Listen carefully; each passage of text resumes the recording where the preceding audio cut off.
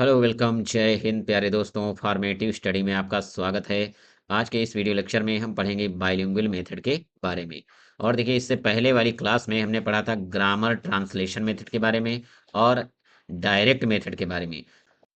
तो देखिए अगर आपने इससे पहले वाली ये क्लास नहीं देखी है जिसमें हमने ग्रामर ट्रांसलेशन मेथड और डायरेक्ट मेथड के बारे में बताया है तो ज़रूर एक बार वो क्लास अटेंड कर लें, क्योंकि ये जो सारे मेथड हैं टीचिंग मेथड ये बहुत ही इंपॉर्टेंट मेथड है। और देखिए जो टीचिंग मेथड हैं तो ये डीएलएड सेकंड सेमेस्टर में इंग्लिश में सबसे अगर इम्पोर्टेंट पोर्शन देखा जाए तो यही है। यहाँ से क्वेश्चन हर बार पूछा जाता है, आप पिछला पेपर उठाकर देख सकते हैं। वैसे भी हम जब पहली क्लास की इंग्लिश का जो हमने सिलेबस आपको बताया है तो उसमें हमने सिलेबस डिस्कस किया है कि आपको क्या क्या पढ़ना है, और उसमें साथ साथ हमने पेपर भी आपको दिखाया है कि पेपर में कौन कौन से क्वेश्चन पूछे गए थे। तो एक बार जो शुरू से क्लास हो रही है, ठीक है, आप वो भी क्लास देख लीजिए जिससे आपको सारा सिलेबस भी पता चल जाए कि इसमें आपको पढ़ना कितना है। और ये देखिए जितने सारे टीचिंग मेथड हैं इनकी देखिए हम पूरी कोशिश कर रहे हैं कि आपको बहुत ही आसान भाषा का प्रयोग करते हुए समझाया जा सके, जिससे कि आपको रटना ना पड़े और आप आसानी से सारी चीज़ें समझ सकें और आप परीक्षा में भी अच्छे से लिख सकें। ठीक है, इसीलिए हम देखिए छोटे छोटे सेंटेंस यूज करते हैं, क्योंकि जब आप छोटे छोटे सेंटेंस यूज करेंगे, सरल शब्दों का प्रयोग करेंगे, तो आप आसानी से वो दिमाग में उसको सेट कर सकते हैं, यानी याद भी हो जाएगी, आपको रट्टा नहीं लगाना पड़ेगा। और साथ ही साथ देखिए हम इसकी हिंदी भी बता देते हैं और साथ में हिंदी लिखकर भी लाते हैं, जिससे कि आप आसानी से सारी चीज़ें समझ जाएं। और देखिए कुछ लोग ऐसे भी हैं जिनका अंग्रेजी देखिए काफ़ी कमज़ोर रहा है या कमज़ोर होगा, तो वो भी आसानी से समझ सकें। और देखिए डीएलएड में आपको सेकंड सेमेस्टर है और फोर्थ सेमेस्टर में आपको अंग्रेजी पढ़नी ही है। ठीक है, तो सब लोगों को अच्छे से समझ में आ जाए और आसानी से आप लिख सकें। और देखिए मेरी पूरी कोशिश यही रहती है कि आपको बहुत ही आसानी से समझाया जा सके। ठीक है, बस किसी का बैक ना लगे और अंग्रेजी में अच्छा स्कोर भी करें। तो देखिए जितनी सारी चीज़ें हम आपको इसमें बताते हैं, लिख कर लाते हैं, वो सारी चीज़ें आपको नोट कर लेना है अपने नोट्स में, क्योंकि जब आप लिखेंगे तो ये चीज़ें आपको याद हो जाएंगी। नहीं तो हम पीडीएफ तो देख ही देंगे, ठीक है, पीडीएफ से भी पढ़ सकते हैं, लेकिन अगर आप लिखेंगे तो वो आसानी से याद हो जाती हैं। तो चलिए क्लास को स्टार्ट करते हैं। उससे पहले अगर आपको देखिए वीडियो पसंद आ रही है, ठीक है, तो आप लाइक शेयर और सब्सक्राइब कर सकते हैं। तो देखिए सबसे पहले समझिए कि बाइलिंगुअल मेथड होता क्या है। बाइलिंगुअल मेथड मतलब द्विभाषी विधि, जिसमें दो भाषाओं का प्रयोग किया जाता है। जैसे आप जितनी भी ऑनलाइन क्लासेस लेते हैं उसमें देखिए बाइलिंगुअल ही क्लासेस होती हैं, इंग्लिश और हिंदी दोनों का यूज किया जाता है, यानी दोनों भाषाओं का प्रयोग किया जाता है। बस इसी मेथड के यानी इसी के बारे में आपको अच्छे से समझना है। तो चलिए अब समझते हैं। The bilingual method is a method of teaching in which two languages are used. One is the mother tongue and other is the target language. तो देखिए इसको समझिए, यानी जो बाइलिंगुअल मेथड होता है, यानी ये जो द्विभाषी शिक्षण विधि होती है, यानी जब टीचर इंग्लिश को पढ़ा रहे होते हैं, ठीक है, तो इसमें दो भाषाओं का प्रयोग करते हैं, यानी दो भाषाओं का। तो देखिए वन इज द मदर टंग, एक होती है बच्चे की मातृभाषा, यानी जो भाषा बच्चे को जन्म से आती है, यानी पहले से वो जानता है, जो भाषा बच्चा पहले से जानता है। And the other is the target language, और जो दूसरी भाषा है यानी जो भाषा सिखाई जा रही होती है। टारगेट मतलब जिसका टारगेट करके, यानी बच्चे को जो सिखाया जा रहा, जो भाषा पढ़ाई जा रही है। जैसे बच्चे को जैसे इंग्लिश पढ़ाई जा रही है, इंग्लिश की क्लास हो रही है, क्योंकि यहाँ पर इंग्लिश शिक्षण की बात हो रही है। ठीक है, तो जब टीचर इंग्लिश को पढ़ा रहे होते हैं तो अगर बच्चे को कुछ शब्द ऐसे हैं जो इंग्लिश में समझ में नहीं आते हैं तो उनका ट्रांसलेट करते हैं हिंदी में, यानी उनको हिंदी में भी बता देते हैं। तो देखिए फर्स्ट लैंग्वेज हो जाती है यही मदर टंग यानी हिंदी। ठीक है, और जो टारगेट लैंग्वेज होती है वो होती है इंग्लिश। ठीक है, जैसे लिखा you are a good girl. ठीक है, जैसे यू आर आ, जैसे लिखा है you are a good girl या you are a good boy.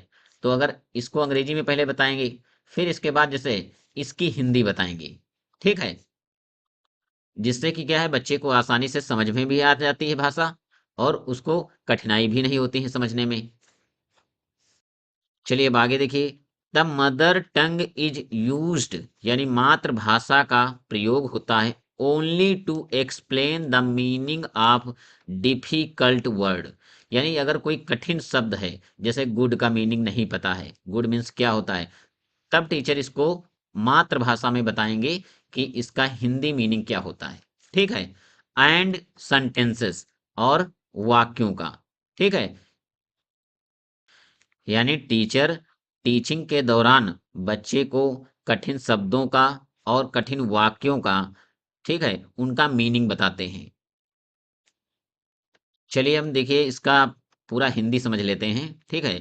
तो देखिए, द्विभाषी विधि वह शिक्षण विधि है जिसमें दो भाषाओं का प्रयोग किया जाता है, एक मातृभाषा और दूसरी लक्ष्य भाषा। जिस लक्ष्य भाषा मतलब टारगेट लैंग्वेज कौन सी होती है? इंग्लिश यानी अंग्रेजी। और कठिन शब्दों और वाक्यों का अर्थ समझाने के लिए मातृभाषा का सीमित प्रयोग किया जाता है। ये नहीं है कि देखिए सीमित लिखा है, लिमिटेड प्रयोग होता है, बहुत ज्यादा प्रयोग नहीं होता है।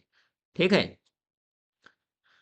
आई होप अब आप लोगों को बहुत अच्छे से सारी चीजें क्लियर हो गई होंगी। देखिए आप रटिए मत, एक बार जब दिमाग में सारी चीजें आप समझ लेंगे तो आपको ये कुछ भी याद करने की जरूरत नहीं पड़ेगी, आप अपने आप ही लिख कर आएंगे पेपर में। क्योंकि देखिए बहुत सारी चीजें हैं, बहुत सब्जेक्ट हैं, आपको 7 सब्जेक्ट पढ़ने हैं और सातों सब्जेक्ट में देखिए बहुत सारी चीजें याद करनी होती हैं, तो सारी चीजें याद थोड़ी होती हैं। अब देखिए जब हम डिलीट कर रहे थे तो अंग्रेजी में हम ये ऐसे ही पढ़ते थे, बस हम उसका हिंदी मतलब समझ लेते थे कि उस वो मेथड कह क्या रहा है, यानी उस मेथड में क्या करना है, फिर हम अपने आप ही लिखते थे वहां। इसलिए आपको ये वैसे ही सेंटेंस हम दे रहे हैं, आसान आसान भाषा का प्रयोग करते हुए, जो कि आपके दिमाग में सेट हो जाएंगे, आप खुद अपने आप लिख सकते हैं। चलिए अब इसके हम मेन फीचर्स यानी इसकी विशेषताएं समझते हैं। तो देखिए, टू लैंग्वेज आर यूज्ड, यानी इसमें दो भाषाओं का प्रयोग होता है। Mother tongue is supporting language, यानी सपोर्टिंग भाषा कौन सी होती है? मातृभाषा, जो बच्चा पहले से जानता है। ठीक है। लिमिटेड एंड कंट्रोल्ड ट्रांसलेशन, यानी जो अनुवाद है वो सीमित होता है, ये नहीं कि हर शब्द का अनुवाद किया जाए। फिर देखिए, फोकस ऑन क्लियर अंडरस्टैंडिंग, ध्यान दिया जाता है, फोकस मतलब ध्यान दिया जाता है किस पर? क्लियर स्पष्ट समझ पर, यानी इस बच्चे को अच्छे से समझ में आए, इस पर काफी ध्यान दिया जाता है। सेव टाइम्स, इसमें समय की बचत होती है, क्योंकि अगर आप तुरंत मीनिंग उसका बता देंगे तो बच्चा आसानी से जल्दी समझ जाएगा, तो आपका देखिए उसमें ज्यादा समय नहीं जाएगा। चलिए, तो देखिए इसका स्टेप्स ऑफ टीचिंग, यानी टीचिंग की प्रक्रिया कैसी होती है इसमें। तो देखिए, द टीचर टीच, यानी अध्यापक पढ़ाते हैं। द लेसन इन इंग्लिश, अंग्रेजी में अध्यापक पाठ को पढ़ाते हैं। अगला पॉइंट है देखिए, difficult words are sentences are explained in the mother tongue, यानी कोई कठिन वर्ड है तो उसको हिंदी में बता देते हैं टीचर। ठीक है।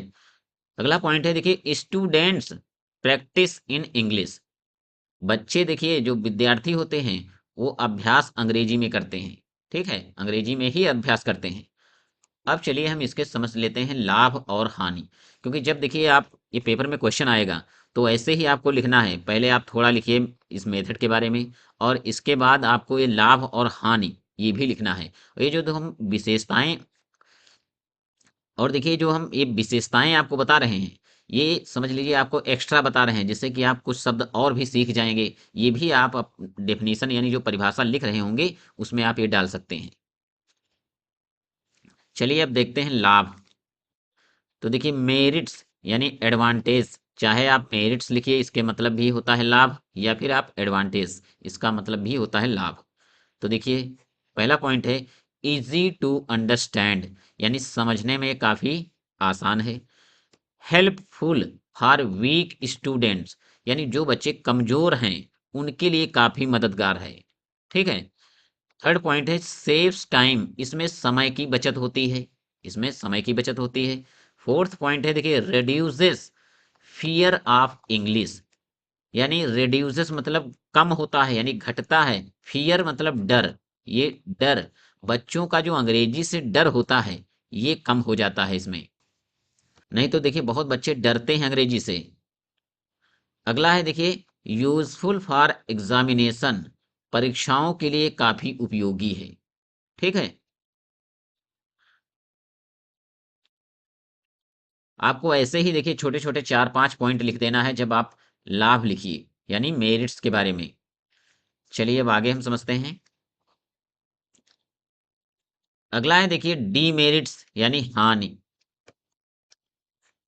तो देखिए इसकी हानियों के बारे में समझिए, मतलब इससे नुकसान क्या है। तो फर्स्ट पॉइंट है over dependence on mother tongue, यानी इसमें ज़्यादा अगर इसका नुकसान देखा जाए तो मातृभाषा पर इसका ज़्यादा निर्भर होना, ये अच्छा नहीं होता, क्योंकि इसमें मातृभाषा पर ज़्यादा निर्भर अगर हो रहे हैं, ठीक है, तो ये सही नहीं है, यानी ये इसका एक नुकसान है। अगला पॉइंट है less practice in speaking English, अंग्रेजी का देखिए जो बोलने का अभ्यास है वो थोड़ा कम कराया जाता है, इसका एक ये नुकसान है। दूसरा देखिए habit of thinking in mother tongue, यानी इसमें अगर ज़्यादा मदर टंग मातृभाषा का प्रयोग हो रहा है तो बच्चे क्या है, उनकी आदत बन जाती है मातृभाषा में सोचने की।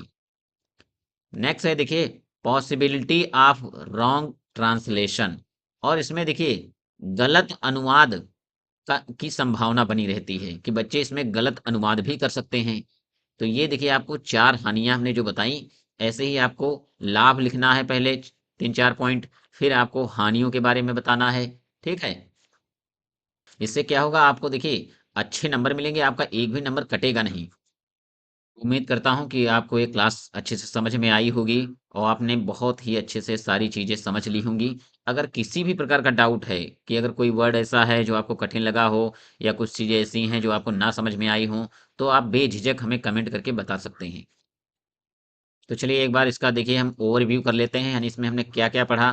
तो देखिए सबसे पहले हमने पढ़ा बाइलिंगुअल मेथड, यानी इसकी परिभाषा क्या है, ये क्या है बाइलिंगुअल मेथड, इसके बारे में हमने जाना। फिर इसका देखिए हमने आपको हिंदी मीनिंग भी बताया जिससे कि आप अच्छे से समझ सकें। फिर देखिए हमने पढ़ा मेन फीचर्स, यानी इसकी मुख्य विशेषताएँ क्या हैं, विशेषताओं के बारे में, और जो टीचिंग यानी पढ़ाने का तरीका किसमें कैसा होता है। और फिर देखिए हमने इसके लाभ और हानि के बारे में बताया। ये सारी चीज़ें इस वीडियो लेक्चर में हमने आज पढ़ी। तो देखिए आज की क्लास में केवल हम एक ही मेथड पढ़ेंगे, और जब एक एक मेथड अच्छे से समझेंगे तो बहुत ही आसानी से आपको समझ में भी आ जाएगा और आपको रट्टा नहीं लगाना पड़ेगा। तो चलिए आज की क्लास को हम यहीं पे विराम देते हैं। उससे पहले अगर आपने वीडियो को लाइक नहीं किया है तो लाइक कर दीजिए, चैनल को सब्सक्राइब नहीं किया है तो भाई चैनल को सब्सक्राइब कर दीजिए। मिलते हैं नेक्स्ट क्लास में, तब तक के लिए जय हिंद।